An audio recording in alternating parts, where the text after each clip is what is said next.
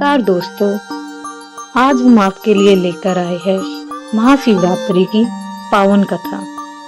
आओ शुरू करते हैं। बहुत समय पहले की बात है। चित्रभानु नाम का एक शिकारी था। वह जानवरों की हत्या करके अपने परिवार का पालन किया करता था। वह एक साहूकार का कर्जदार था, लेकिन समय से ऋण न देने के कारण साहूकार ने उसे बंदी बनाकर शिव मठ में बंद कर दिया। संयोग से उस दिन शिवरात्रि थी। शिकारी ध्यान मग्न होकर शिव संबंधी धार्मिक बातें सुनता रहा। उस दिन उसने शिवरात्रि की पावन कथा भी सुन ली। शाम होते ही साहूकार ने उसे अपने पास बुलाया और ऋण चुकाने के बारे में बातें की। शिकारी अगले दिन सारा ऋण चुका दूंगा वचन देकर बंधन से छूट गया। अगले दिन जंगल में शिकार के लिए निकला।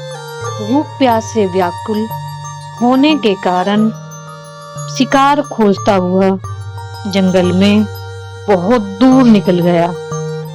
उसे जंगल में ही रात हो गई। उसने सोचा उसे जंगल में ही रात बितानी होगी। वह शिकारी एक तालाब के किनारे एक बेलपत्र के पेड़ पर चढ़कर शिकार का इंतजार करने लगा। उस बेलपत्र के पेड़ के नीचे एक शिवलिंग था जो बेलपत्रों से ढका हुआ था।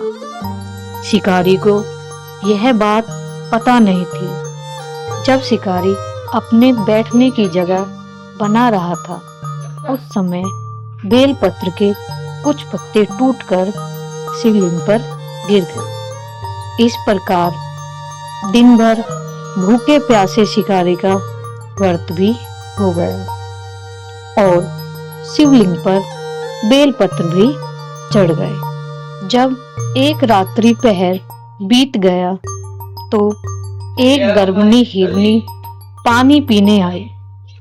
शिकारी ने जैसे ही उसे देखा, उसने धनुष उठाया। तब हिरनी बोली, मैं गर्भिणी हूँ। तुम एक साथ दो जीवों की हत्या करोगे।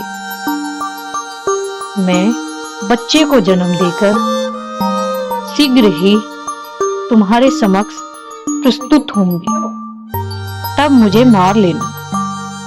शिकारी ने धनुष नीचे रख दिया और हिरनी जंगल में लुप्त हो गई।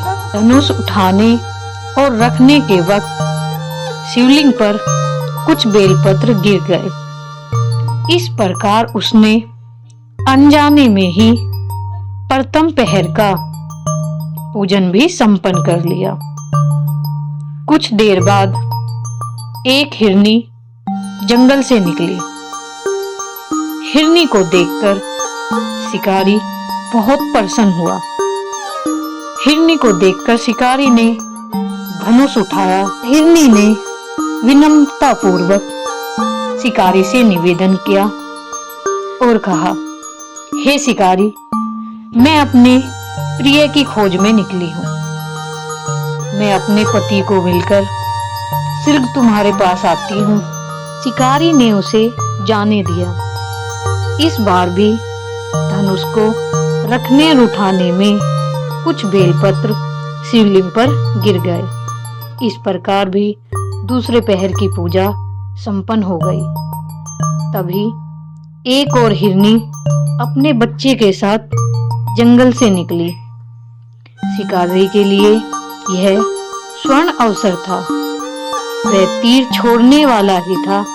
तभी हिरनी बोली, हे शिकारी, मैं अपने बच्चे को इसके पिता के पास छोड़कर अभी आती हूँ। शिकारी हंसा और बोला, सामने आए शिकार को जाने नहीं दूंगा। मैं मूर्ख नहीं हूँ। मैं पहले ही 2 बार शिकार खो चुका हूँ। मेरे बच्चे भूखे प्यासे बैठे हुए हैं। तब हिरनी बोली, जैसे तुम्हें अपने बच्चों की चिंता है, ठीक वैसे ही मुझे भी है। हे शिकारी, मेरा विश्वास करो, मैं इन्हें पिता के पास छोड़कर तुरंत लौटूंगी।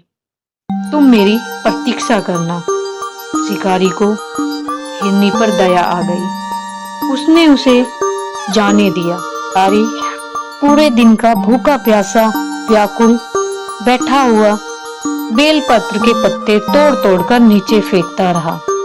शिकारी की नजर तुरंत एक मृग पर पड़ी। उसने सोचा, मैं इसे जाने नहीं दूंगा।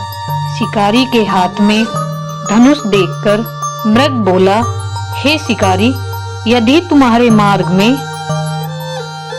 आई सभी हिरनी और बच्चों को मार डाला है तो मुझे भी मार दो। तब शिकारी ने कहा, मैंने उन्हें नहीं मारा। तो मृग ने कहा, मुझे भी जीवन दान दे दो, मैं उनसे मिलकर तुम्हारे पास वापस आता हूँ। तब मृग की बात सुनकर शिकारी के सामने रात की सारी बातें घूम गई। तब शिकारी ने मृग को पूरी रात की कहानी सुनाई। मृग ने शिकारी की कहानी सुनकर कहा, तुम चिंता मत करो, मैं अभी उन सब से मिलकर उन सबको अपने साथ लेकर तुम्हारे पास आता हूँ। शिकारी ने उसे जाने दिया।